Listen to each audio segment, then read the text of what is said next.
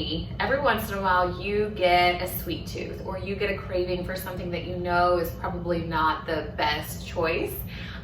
So this is going to be something that you can put into your recipe rotation to help curb those sweet cravings, but also be a lot more health goal friendly. So you don't have to worry about, completely disrupting your nutrition and things of that nature. Now, this is going to be a very basic cookie recipe. You can spice this up however you wish. I think that taking these cookies after they have baked and spreading some of the powdered peanut butter, obviously mixing it up with water and making a powdered peanut butter topping like an icing would be amazing on this.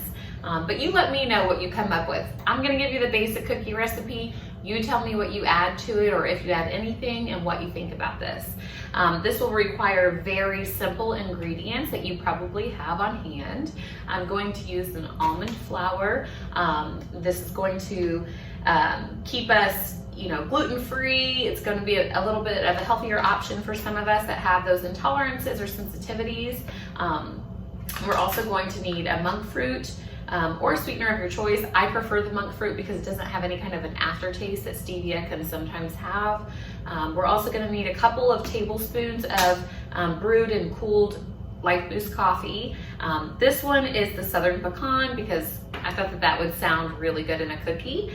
We're also going to need a half a teaspoon of baking soda, and this is going to help our cookies rise a bit.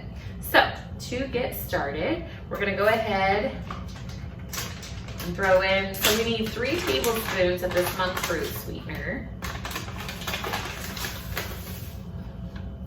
And these are something that would be really fun for the kids to even whip up if they wanted to try it out. You can, omit the coffee if you're worried about caffeine, or use a decaf or something like that. So there's 3 tablespoons of the monk fruit, 1/2 a teaspoon of our baking soda.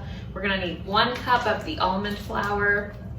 Another thing, when you're measuring out things like almond flour, it's best to take a spoon or a scoop or something and put that into your measuring cup instead of just putting the whole measuring cup in there and scooping it out, because sometimes that can lead to having way too much of the flour. So I am gonna spoon this in here, get 1 cup of almond flour for this. I haven't tried it with like an oat flour or anything yet, but that might be a good substitute as well. Do you wanna try that out? I'm making a mess here. Okay, so we have our 1 cup of almond flour. And then we have 2 tablespoons of that Southern Pecan LifeBoost coffee. So all I'm gonna do is I'm gonna mix this up really well. And it's going to be nice and crumbly because there's not a whole lot of liquid to this. And once we have this nice and combined, we're gonna drop it by spoonfuls onto our prepared cookie sheet and bake it at 350 for about 10 to 12 minutes. Here we go. And this should make about 6 cookies. So it's not a huge recipe. Like I said, this is just something to help with those sweet tooth cravings that we sometimes get, or if you just want something to munch on and you wanna, make sure that you're staying within your goals. All right, so there we have it. That is our cookie dough batter. I'm gonna go ahead and spoon this out onto my prepared cookie sheet and get these in the oven.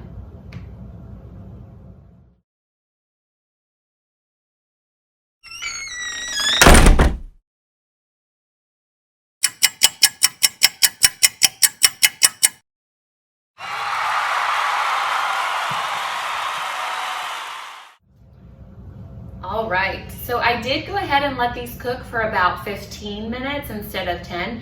I just wanted to crisp them up just a tad, but these look so good. I'll show you a closer picture here at the end, but as always, if you try this recipe, please let me know. If you add something to it, let me know how they turned out. Cinnamon, chocolate chips, raisins, that powdered peanut butter as an icing on top. All of those things would be wonderful additions that are not going to completely sabotage your health goals. So, as usual, if you try this, let us know, and you all have a wonderful day. Thanks for watching.